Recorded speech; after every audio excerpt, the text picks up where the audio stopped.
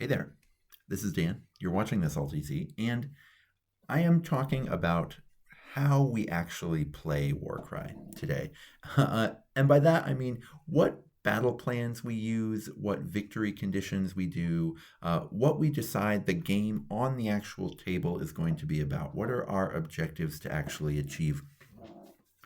When Warcry came out, it shipped with just six core book missions, and people realized pretty quickly that they were a little bit wonky. And something that's always been an issue with Warcry is that you can get a lot of non games if you just shuffle the cards together. Part of the promise of the game is that you can just like have a complete surprise and it'll be completely different every time with the cards of that come in kind of the starter set and a whole bunch of different ways to get them for Warcry. But the various mission shuffler cards where you get deployment and victory condition and a twist. And I think part of Warcry's reputation as kind of a weird game with no staying power, honestly. Like a lot of people who don't know anything about Warcry but claim to are people who played it once, had a terrible experience with the cards giving you like a weird non-game mission, and then just never played it again and said that the balance was terrible. And, in some ways it was terrible. But that's a really easy fix. When you play the match play missions in the core book, you get some pretty reasonably balanced missions as long as you don't actually know what you're doing. But the problem with them in the core book was that they were incredibly exploitable. And throughout GW's kind of history of the game, this has been kind of an issue to the point where the community really for sort of tournaments and competitive play and even kind of casual tournaments like narrative tournaments, the community entirely just homebrews their own missions because there's a lot that kind of goes into making a mission fun that it just seems like GW hasn't fully grasped. This is one of the more popular missions from the core book, Reaper, but there are others like, say, Hidden Vault that you can really only play once or twice and still have fun, or Cursed Relic, which you can really play no times and have fun. So it can get kind of crazy. And so about a year and a half ago, I put out a full mission pack of my own and got a lot of great feedback from it. But it's been a long time. Not every mission in that pack has aged well. And I think my understanding of what makes a great mission has changed as well. I definitely don't sort of fault GW for being so bad at this because I put some real time in, and I think my hit rate for good missions was about 9 out of 12, but it's still possible to really miss, right? Even when you put some work in. So I have done a second draft of the Tidal pack, and that's what we're going to get into today. Now, I want to start here by talking just a little bit in general terms about what I think makes a good mission. I think a good mission, a good sort of setup for a Warcry game, is something that encourages the players to interact with each other. It seems kind of simple, like as an idea that you should have to sort of look at your opponent's models and potentially change your strategy based on what your opponent is doing, etc. But a lot of the early missions and just a lot of missions in general for Warcry don't ask you to do that. Some of the cards actually do a better job at this than the matched play missions, which I thought is kind of interesting. The second thing it should do is it should be hard to figure out what you're supposed to do to exploit the mission. Some missions, the same type of warband wins every time. Some missions, there's really only one way to win it. So, for example, Hidden Vault is incredibly fun the first 2 times you play it, but once you kind of realize what's going on, there's really only one type of warband that can win it, and there are only 2 ways to actually tactically win. And so you kind of once you've played it 2 or 3 times, you can really never play it again and still have fun with it. So the ideal mission allows you to kind of try out a lot of different strategies, and hopefully can have situations where different warbands can put together different plans for how to succeed in the mission. To me, that's kind of a platonic ideal. Every mission is going to be exploitable in some way, but you want to be able to create sort of strategies where different people can try to win in different ways, as often as possible. I find that the best way to do that is to have missions have a couple different layers to them. Now, we recently had a pack by GW that was called the Ferocious Gnarlwood, and each mission had 3 different things, and each one took a ton of reading. And so you can over design these, because I think in general people played this and they thought it was actually reasonably balanced, more balanced than a lot of previous efforts had been, but the missions just weren't that fun. And so if you make your players read too much, you can really decrease the fun factor of your missions. And so I think you need to try to kind of strive for simplicity and try to strive for something that can be achieved in multiple ways. And so I think the best way to do that is to have a primary and a secondary, or a primary win condition that plays out differently than maybe you expect it to, something like that. So let me kind of talk about what that means with some of the ones from the first title pack that have aged really well. So this pack is going to have 20 missions in it. The idea is you can just roll a d20 and decide what you want to play. 7 of them are carryovers from the first pack that I still stand by, I think are amazing. I have made some very tiny changes to some of them, but for the most part, they're kind of as is, because I've gotten really great games out of them for a year and a half as I've been playing them, and I've gotten great games over and over and over again. And so some of them, like for example, Dangerous Game, really only has one mission objective, which is kill stuff. But the way you design for it, what kind of stuff you need to kill, is kind of multi-layered in a way you don't expect, because the things that are best at killing stuff are worth the most points in it as well. And so you actually kind of have a situation where sometimes having the scariest, killiest thing can actually be a bit of a disadvantage, but also you can just lose to getting killed by something like that. So there's a really cool push-pull to this that makes it a lot more sort of layered than the kind of simple one-dimension aspect of it would let you believe. Others, like, say, Helter Skelter, this is a mission that looks crazy to look at, but once you set it up, it actually plays very simple. And yes, there are just 2 things to worry about. At the end of one battle round, you get 1 for each objective you control, and at the end of the 4th, you get 2 points for each treasure. So you care about the 3 objectives, you care about the 4 treasures.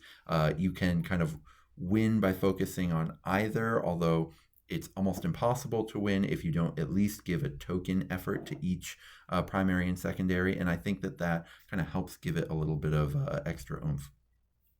So I'm going to go through all of these. They're not in the same order that you see here, but we have the 7 that are carryovers from the old title pack. We've got 13 new missions, though 2 of them, Pillagers, Loot, and Gifts for Your Bods, are tweaks of GW missions that I think still stand the test of time. The old missions do, but are improved by just like a tiny little change that I really like.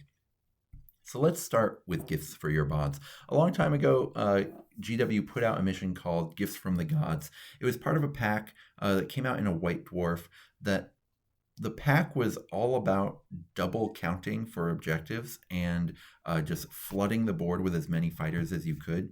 One of the few missions from this pack that turned out to be pretty fun was Gifts from the Gods, but it was a little bit wonky how it could go, so I made a few tweaks here. The first one being at the end of battle rounds 1 and 2, you score 1 point. At the end of 3 and 4, you get 2.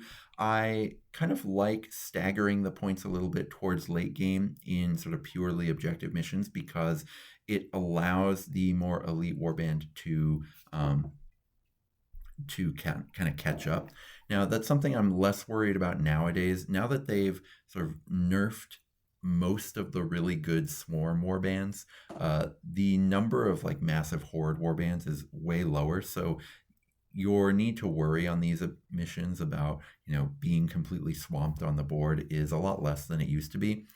That said, if you did include something that was all about that, some of the worst horde mission or horde warbands could really thrive that way. And a lot of people are still kind of shocked and rattled and a little gun shy about encouraging hordes. So I do like to have those little things. And then it also really helps, I think, to have each kind of mission play out a little bit differently than you might expect when you first read it. So, for example, this is an objective mission, but any objective mission where the objectives are worth more later in the game than they are at the beginning is going to play out a little bit differently than other objective missions really would.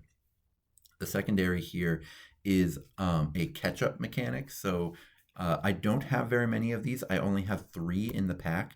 They are a little bit Marmite. Not everybody likes them, but they can be fun to play around with. And so this one has it where the person with the fewest victory points can just pick one fighter who is contesting the center objective to now be carrying treasure. And at the end of battle round 4, they'll score 2 points for every treasure they control. So this will just be like a little bit of a catch-up mechanic, but it still is going to ask you to have a lot of activations to kind of fight over these objectives. It does have a really big double capping zone. And so with that, you need to know going in that what you're really doing is trying to siege the sort of double cap point of your opponent to try to disrupt their ability to sort of get really big numbers, essentially. And if you can do that, then you're going to win. And so you need a lot of activations and you need a lot of combat efficiency, because that sort of castle they can build isn't very far away, but it is sort of important to disrupt it. And so these are 2 little things that I've put under every mission for tournament organizers to kind of let you know what each of these missions actually favors. I've play tested all but 3 of these pretty extensively. 3 of them are pretty new, and I'll let you know when I'm a little bit less confident about them. But for the most part, this is going to be a guide for tournament organizers to let you know what your tournament that you're running is sort of encouraging, whether it's just like really stompy, smashy play versus just run around the board play, whether it's going to be lots of fighters versus just like a couple smashers. So for example, this is going to favor really points efficient chaff. So like a lot of the old move 3 chaff that was nerfed, anything kind of along those lines is going to be really helpful here. So if you can have a big warband, but the warband is full of kind of combat chaff, that's going to be a really good situation for you here. That's pretty different than Reclaim Our Relics, which is completely opposite. Reclaim Our Relics is, the idea here is that you get to choose which of your fighters' warbands are the thieves who have stolen your treasures, and then they get to do the same for you. And then basically you just get points if you kill the thieves, and you get points for holding treasures. This one really does favor your ability to reach across the table and kill stuff. So being perfectly efficient isn't that important, because you really want to just pick very specific fights and win them, kill very specific fighters. But you need a lot of total output. So like one big smashy piece, as long as it can get across the board, can be really powerful for you, or like one big artillery piece. And so this is kind of cool to have as a mission that favors the exact opposite thing that Gifts for Your Bods does, right? Being able to kind of reach across the field is incredibly important in this mission. And so I've gotten really great games out of this, and I think it's a lot of fun. Might Makes Right is a classic. It's left over from the first Tidal pack. It's actually from a card that GW made. It was one of the mission cards, and it's just incredibly simple, elegant. You get points for killing stuff on objectives, and then you get points for winning objectives. And so it's the cleanest version of a mission that can be won in multiple ways. And so I really love that about it. It does tend to favor combat efficiency, right? You do need to get to your spots, so it's not that speed doesn't matter at all. But man, you are going to be fighting over those objectives. And whether you fight with smashy fighters or whether you fight with like a lot of chaff whose attacks just kind of add up over time, regardless of how you do it, you need to do it well. And so that is the one thing about might makes right. But in terms of, whether you want to have swamp the board with a ton of fighters or just have some really high impact fighters, you can really do either one here, which I think is cool. Dangerous Game is just a really simple hunting mission left over from the first title pack. Another one where I've just gotten a lot of really good games from it. I tweaked it a little bit from the first version to make it so the walls don't close in quite as quickly.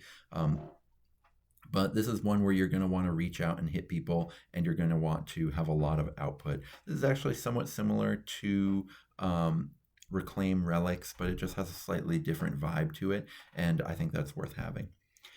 Passage Home I really love because it has a real like narrative flavor to it, but it's really well balanced so that it doesn't feel like it belongs in a narrative tournament, right? But you could run it really easily in a narrative tournament. So basically, you have these two realm gates that you are guarding. You don't want your opponent to get into the realm gates, but you do want your fighters to get into the realm gates. Something I've found here is that you can win a ton of different ways. You do want to be mobile here. That is a slight advantage. But if you can sort of destroy most of your opponent's fighters, it doesn't matter if you don't do a great job getting to the realm gates, because you'll get your points that way. Having a lot of activations can seem like a bad thing because you have a lot of people just kind of out there ready to get taken down. But there is something to be said about having, if you can just overwhelm your opponent's ability to kill stuff, eventually you'll get over there into the escape room. So even though I do think output is slightly more important, it's a little bit more like might makes right, where I think activations are a little bit more important, but you can absolutely win with output. I think it's sort of that way, where I think output is a little more important, but you can absolutely win with activations. And this one I just love because it's just so evocative. Strewn Riches is one where you divide the battlefield into corners, but then you also have little treasure chests that you can spend in action to loot, essentially.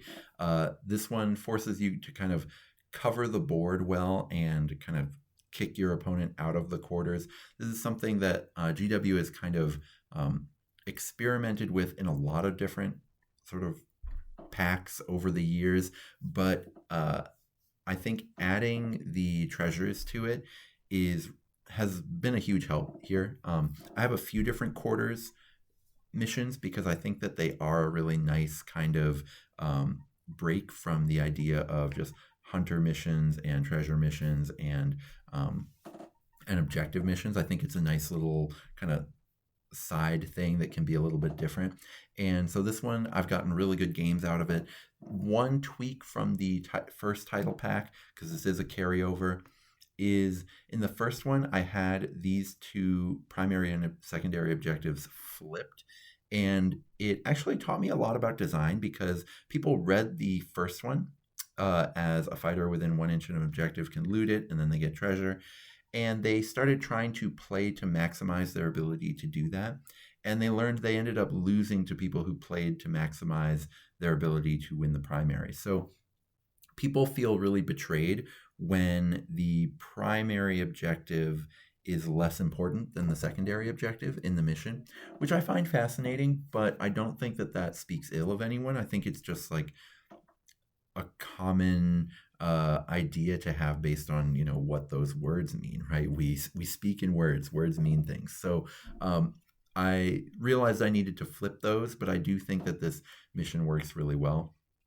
I do think it favors having a few fighters and an ability to move around the board. All these quarters missions really ask you to cover a lot of ground, which can be easier for a higher body count warband. But the thing is, if you just kill a couple fighters quickly, that just like all falls apart. And so output is still fairly important in these missions. And the fact that you have to stay in one spot when you loot the treasure, right? You have to spend an action to go get a treasure, means that you're kind of stuck there and your opponent can absolutely just go smack you around. So you do have to have some concessions to your sort of combat powers.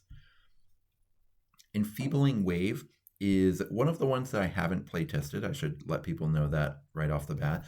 But this is another quarters mission. And I've play tested a lot of missions that are like it. So this is kind of Nurgle themed, which is why I've put this as green. But before the battle, you just put in quarters and then the players roll off. The winner determines which one is afflicted with illness. Everyone in the afflicted quarter is enfeebled. They have -1 toughness. So there will be just one quarter of the battlefield that is very killy. That's kind of to counteract the fact that a lot of the time these quarters missions can be very sort of it's really easy to just want to like space out and run away. And so here, if you do manage to track something down, you'll have a better chance of taking it out.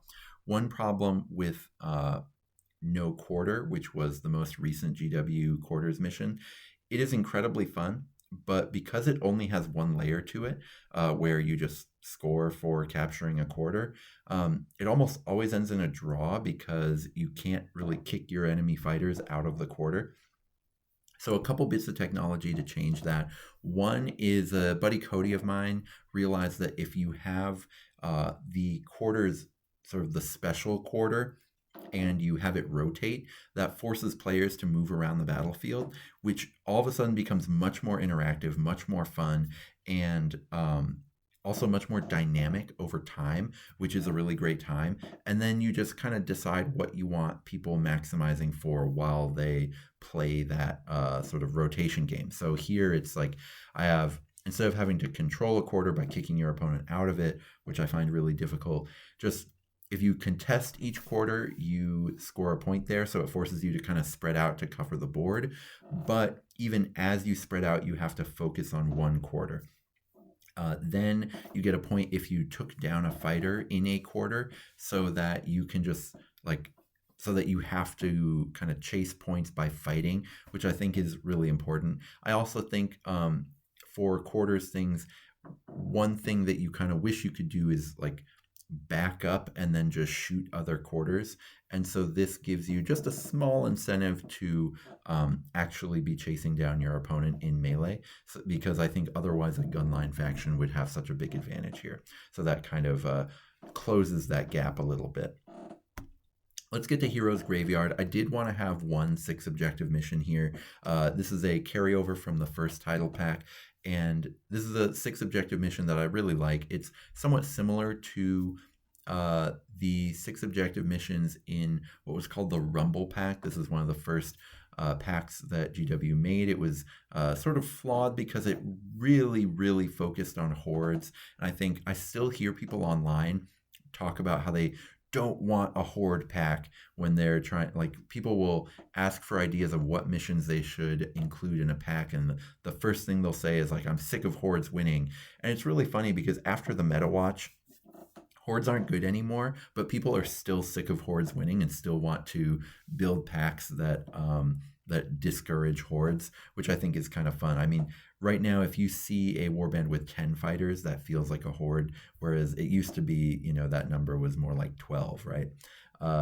But a 6 objective mission does favor having a ton of fighters, which can be a really interesting tool to include in your TO toolbox, right? Especially late in a tournament where maybe you had some missions that favor fewer fighters, so that all of a sudden you have these kind of more elite warbands having to cover a ton of ground that can make for really fun games, right? So if you are putting a tournament together, that can be a really fun dynamic. Otherwise, if you're just playing for fun, this can just be, if you're just rolling randoms, this can be kind of a cool like oh no, I rolled the crazy skew one. What am I going to do, right? But these six objectives require you to kind of space all around the battlefield and cover a ton of ground while still just you need to outnumber your opponent on these, right? So if your opponent has 12 fighters, that can be tough. But you do have the sort of one factor where you score X victory points if you take out an enemy leader, hero, thrall, monster, or ally, any kind of soup piece. Um, and you'll just subtract the battle round number from X to determine X. So, like if you take something out in round two, you get 4 points, which is a lot of points. So that can kind of catch you up a little bit. So it doesn't favor hordes quite as much as most big six objective missions would, but it still favors them a little bit. So I kind of like having, listen, every mission favors something, so it can be fun to have things that favor something quite a bit. And then as long as the opposite is also true in your pack, you can have a lot of fun. Extraction is a really cool mission. I didn't think of the sort of core idea of this one, but I really love this one and I had to include it. My buddy Cody thought of it, or at least introduced me to it. But at the end of each round, players score one for each objective they control. Then they get to pick one of their fighters that's contesting that objective and give it a treasure. And then the objective kind of disappears. And then it becomes a treasure mission. So this is a really cool mission that kind of subverts your idea of what an objective mission is, of what a treasure mission is. I think that the community in general should kind of get away from the idea that missions are either objective, treasure, or kill missions. There's a lot more to what good mission design is than just those three things. And there's a lot more to like what makes just a fun time than those three things. And also, as you can kind of see here, different objective missions favor really different things than others do. And that's true of treasure and it's true of hunting as well. So extraction, you really do want to win these objectives because they give you control of the treasure, but you can absolutely win the game if your opponent won the objectives 2-1. So I do think that activations are important, but your ability to fight is very important too, and your ability to kind of chase down a opponent. I wonder if this box should be yellow. There we go. Let's go to Rising Dread. This is one of the more popular ones from the first Tidal pack. I was never in danger of getting rid of it at all. I think it's really excellent. So it's an objective mission, but the objectives are worth the battle round number. So 4 points in round 4. So that kind of helps the more sort of fighty warbands kind of keep up a little bit. And then there's also treasures that you can just like run and go get, which can kind of give you a little bit of an out if you're a more sort of speed finesse warband as well, which I really like. So between the fact that it's an objective mission, but it plays differently than you expect for an objective mission, and then there's kind of like a small treasure twist to it, this is a mission that you can really win in a ton of different ways, which I really like. It's also because of how the treasures are spaced out. And you only start with one deployment group on the battlefield to start with.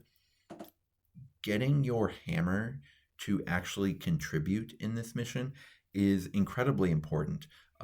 You need like a very fighty shield that can actually, have a ton of staying power, especially because what usually ends up happening is your shield, like just a couple fighters in your shield get like completely ambushed, blindsided by the opponent's dagger. So if you can hold that dagger off, that can be huge for winning the game. But also, if you can get your hammer to actually start contesting objectives in a timely manner, that can also go a long way to winning the game. So like you can win with staying power, or you can win with speed in this mission, which I really, really love. And I think it's a reason why I keep getting great games out of it. Helter Skelter, I kind of talked about a little bit before. It's a mission that looks really complicated to set up, but actually works pretty well and is pretty fun. I do think it favors activations a little bit. Also favors speed a little bit because you start just really far from the objectives and you need to also just like take time to go get treasures and then contest objectives. So most objective missions, you really want to just like settle in there and get to like grinding your opponent off the board. And Helter Skelter, I find you can try to do that, but it's a little bit less effective than it would be in a lot of other objective missions. So the Burning Past is my way to fix the Hidden Vault. I think the Hidden Vault is incredibly fun the first time you play it, but it gets stale really quickly. And I actually made one change due to some feedbacks from quite a few people. Actually, the Madison crew was incredibly helpful. Shout out to Mike Sansom and Zach Laundry for this. They did a lot of playtesting on this mission, but basically, before I had it where it was worded the same way as the Hidden Vault, where you sort of burn objectives one round at a time. But the issue with Hidden Vault is if you get to burn second, it's a huge advantage, and that was true of this one too. So basically, the Hidden Vault always ends up with just one objective left. And so because you don't have to cover any of the board, the kind of dynamics around what you burn and how they get really stale really quickly. But in the Burning Past, I see it play out differently every single time because there's 3 different objectives to try, and so based on which of your deployment groups is most powerful, etc., there's a lot of good reasons to burn different objectives. And we changed it to make it so that people do it all at the same time, so that it's not nearly the kind of advantage that it used to be. And ever since that tweak, it's kind of produced a lot of really good games, and so I think that that's a really good place to be. This is another kind of objective mission where, yes, just having numbers is good, but it can really help people fight. Objectives in general, as long as they're not being exploited by like a 15 model warbands, objective missions are just like, they just make for just really clean, simple, like fun gameplay because you have to interact around a place.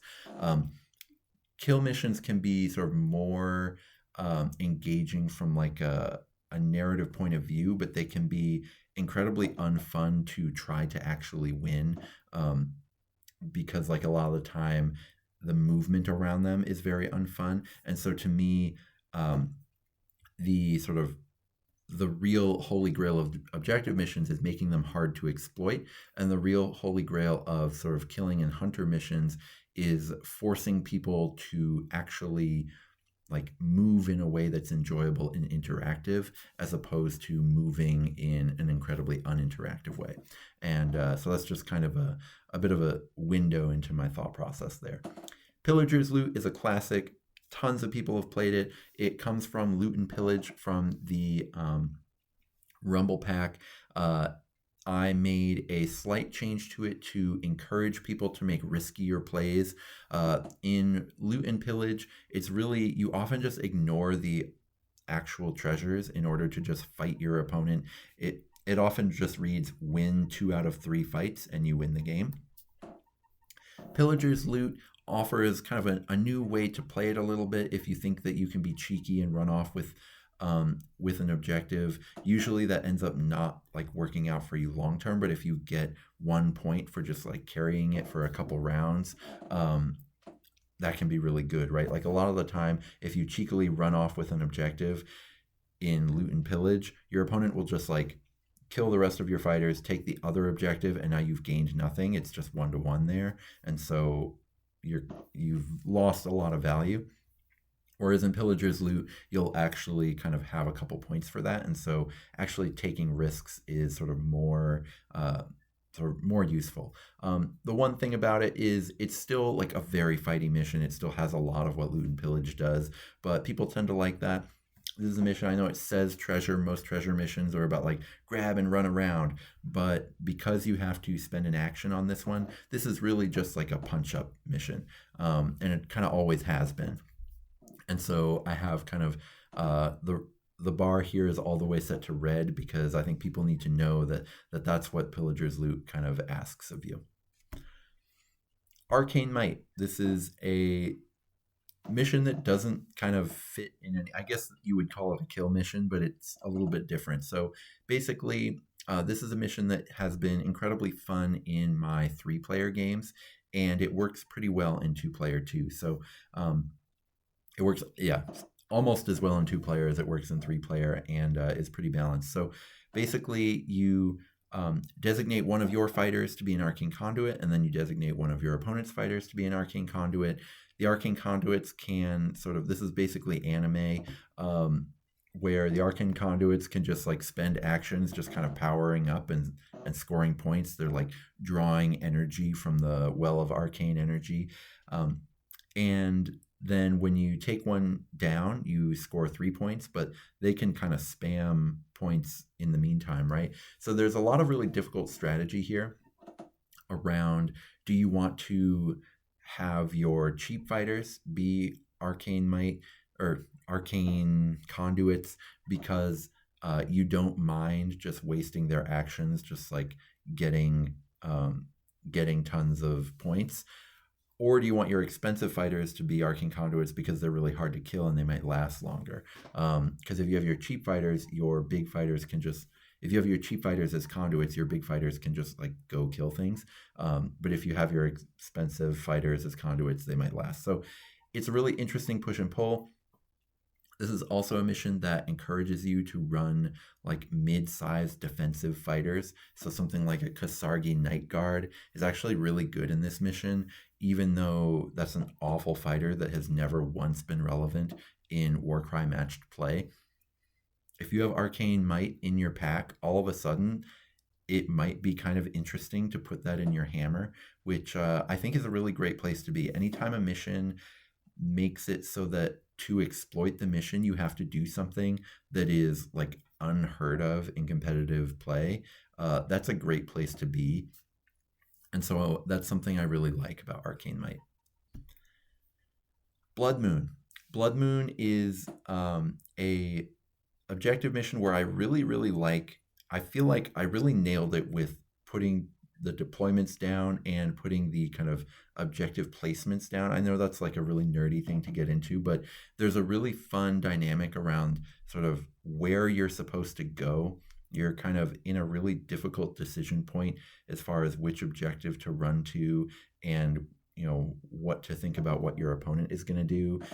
It's this kind of interesting like mirror image, but also lopsided mirror image that I really like. I've had trouble deciding what the secondary should be for this one. The first one was kind of weird. This one is at the beginning of each battle round, the player with the fewest victory points sort of gets to pick a friendly fighter that's contesting an objective, and then the blood moon shines light down and illuminates that fighter for the rest of the battle.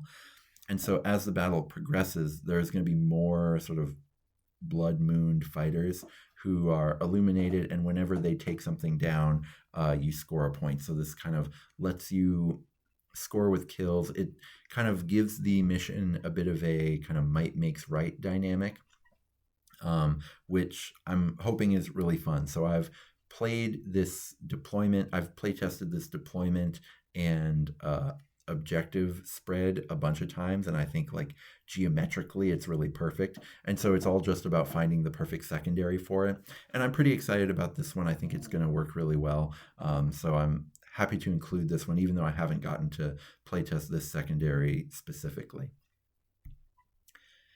Harvest Moon. Okay, this is a mission that's kind of hard to read, but once you kind of realize that all it is just, this is a farming sim in Warcry, and I really love it for how it tells a story. So each of these objectives is dormant. You have to spend an action to cultivate it, and then you spend a second action to harvest it, and then you have a treasure.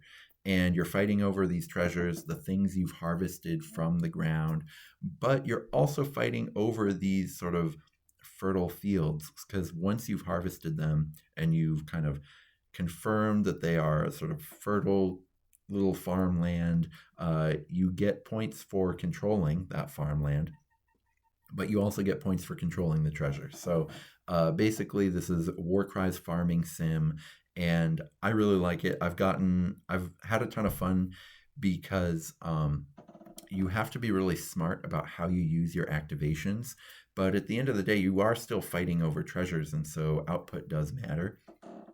So this is kind of a really multi-layered puzzle that I've had a lot of fun with, and it's just so evocative too. Killing Fields, I haven't play tested this, but a couple other folks have, and they said that it was a pretty interesting one. So I was happy to hear that, and then happy to include it. I actually did get to test this one out just yesterday, and I found that the second round was a little bit complicated on bookkeeping. Now, both me and my opponent were playing 9 model lists, so everything can be more complicated in that situation, but the end game is pretty thrilling. So it is a complicated one. So if you are worried about those kinds of missions that are difficult to track, this one might not be for you, but there's plenty others that are much easier in this pack. But this is a sort of map that overthinkingwarcry.com kind of figured out, this kind of objective placement situation where you just, he calls it riverbed deployment, which I think is really useful for a whole bunch of stuff. Here I wanted to use it to put basically corner deployments and then have people still be able to be deploying in these corners, but not right on top of objectives, essentially, so that people still had to move and cover the field to get to various places. But once they're there, there's a ton of fighting that goes on there. So for such a fighty mission, basically, there's treasure, and the treasure can't leave the killing field, and you get a point for contesting each killing field, but you get 2 points for holding the treasure in it. So it's just like 5 absolute murder brawls where normally an objective play, yes, you are trying to grind your opponent off the objective, but a lot of the time your fighters who aren't good at fighting, they can just sit on the outside and paint the objective, and as long as you outnumber your opponent, you're doing great. Here, you really want to be able to cover the whole board, but you don't get points for outnumbering your opponent. You really have to go take the treasure and hold it. So it becomes a sort of fightier version of an objective mission, which I think is really interesting.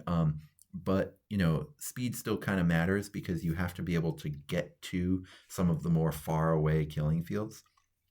There's also a couple places where you can double cap here, just kind of in between the 2 side fields. You need kind of a big base to do it, but it is very possible, like Stormcast and Larger can all do it. So that is a way for elite warbands to kind of overcome the fact that they need to be they need to cover a lot of board here to win.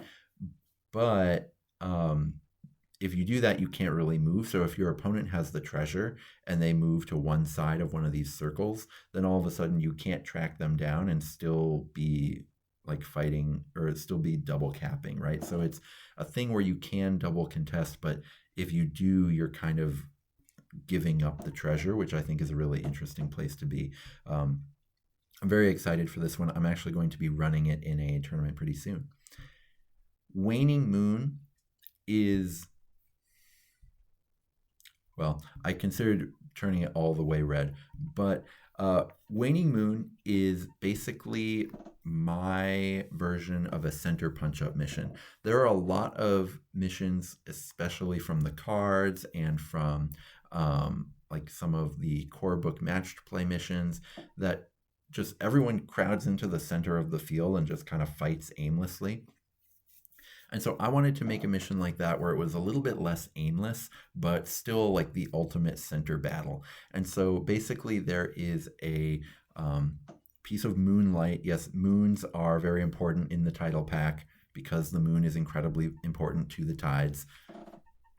Deal with it, right? So there is a moon in kind of illuminating the center of the battlefield, but the moon is waning, and so its light gets kind of smaller and smaller in the center, and you score more points for doing cool things in the light of the moon. And so just like the last 2 rounds of this mission are just like absolute brawls in the center of the battlefield. This mission will often lead to someone getting tabled, which almost never happens in Warcry, which is pretty crazy. The only reason I don't say that activations are meaningless here is because you do get points for having the most fighters in the light of the moon. that gets harder and harder for a swarm warband to achieve as the light gets smaller, but it does give you points, so that is something. And also, I found if you are a swarm warband, you can afford to sometimes like run little fighters towards your opponent's big things to tie them up so that they can't actually keep up with how the moonlight is shrinking, right? So if an opposing big fighter is in this shield and you kind of tie them up, all of a sudden they might not be able to keep up once it's just like a 4-inch bubble from the center of the field. So that can be kind of an interesting way to use bodies, even though for the most part this is just all about punching, which some people love. Slay and Scatter is a kill mission, again an attempt to make a kill mission where you go on the board really matters. So here there is an objective in the center of the battlefield to kind of guide you, but you score points by whenever you take down an enemy fighter. If you took it down with a melee attack action, you get 2 points. If that enemy fighter was a hero, ally, or monster, and you get another additional point. So if it's like, if you shot down a hero, you get 2 points. But if you took down a hero with a melee attack, you get 3 points, something like that. And then you also get points for these objectives. So kind of the way you score can really go up and down. If you do see an opponent with a ton of fighters and you are just like double pointing every time you take one down, it doesn't matter where you take them down, right? So you can score a ton of points that way. But if you do take a big lead, they get to put down more objectives, which they're more likely to be able to outnumber you on. But those objectives start to dictate where the movement of the game ends up lying. And so it kind of is this kind of dynamic building thing over the course of the game. This is also a mission. I like having missions. You'll notice that there's quite a few of these in this pack compared to the average sort of mission that you see in tournaments, but missions where the players get to make a decision about how the mission plays out. So something like players get to place an objective somewhere, or players get to decide which one burns, or players get to decide, which one of their opponent's fighters is an arcane conduit, or which of their opponent's fighters is holding a treasure, things like that. I like creating that kind of player agency so that the missions will often play out differently depending on your opponent and your opponent's sort of personal theories about how the mission is supposed to go, which I like, and kind of creates an extra bit of replayability. My final one is another one of the kind of story-based missions. I should have named this Kraken's Horde, really, since it's for Tidal Pack, but Dragon's Horde is a little bit more grokkable. Basically, there's just 9 treasures in the center of the battlefield. This is actually my attempt to fix treasure hunters. Basically, something I've noticed is that when people go second on treasure hunters and they lose, they often blame the fact that they went second. Actual data on whether you go first or second is like pretty hazy on whether it's an advantage. I think if you're actually building to win treasure hunters, you can often, like if your opponent takes the center objective and runs towards this corner, if you have like a nice fast fighter in your dagger, you can actually run over here, take that objective, and then go over to this side thing and still end up with 3 at the end of the round. And then you will have to struggle in round 2 to like defend this little area, but you'll at least be ahead. All I'm saying is that there are ways to win going second in treasure hunters, but when you go second, a lot of people feel like they're at a disadvantage. And in Cursed Relic, which is the other treasure mission from the core book, going second is completely a non-starter. And something I've noticed from a lot of these sort of pure treasure missions, they gave treasures an incredibly bad reputation early on because some games could devolve so quickly and like in such an unfun way. But the more treasures you have, the more things you have to protect, and the harder it is to protect all your things. So now if your opponent, if you win by carrying 5 treasures, right, all of a sudden you have to protect 5 fighters. That's almost impossible, right? So now you have to take a new attitude against, what does it mean to protect a fighter if I've got 5 fighters with treasure, I can't just like keep all of them out of combat. My opponent's just going to be able to prevent that easily from happening. So there's going to be a lot of treasure carriers needing to actually be fighting each other, which I think is kind of fun. Also, the fact that the treasures are all in the center, like you have to come together to go get them. And if you just like run up, take one, and try to run away, there's actually, with this deployment, there's not a lot of places that you can easily run to unless you're incredibly fast.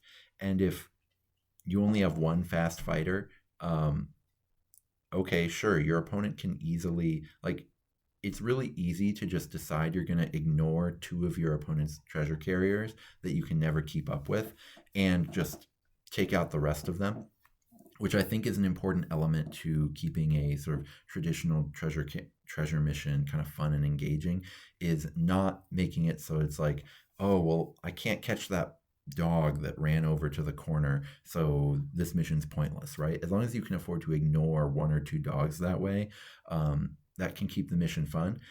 Obviously, dogs can't carry treasures, but like a dog like human, because this is Warcry, they're all over the place. That can help keep missions fun and I think be a really good situation. So I've gone over all 20 of the missions in the title pack.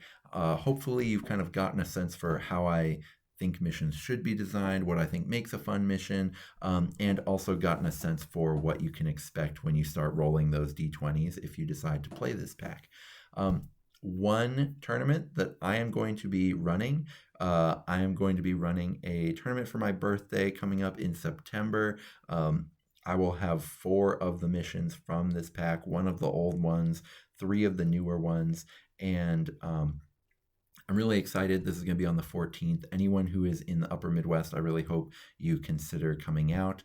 Anyone who's not in the upper Midwest, I hope you consider coming out as well. I would love to chat with anyone who flew here. So it's going to be a lot of fun. I'm very excited about all of these mission brews, and I will now start working on a narrative pack.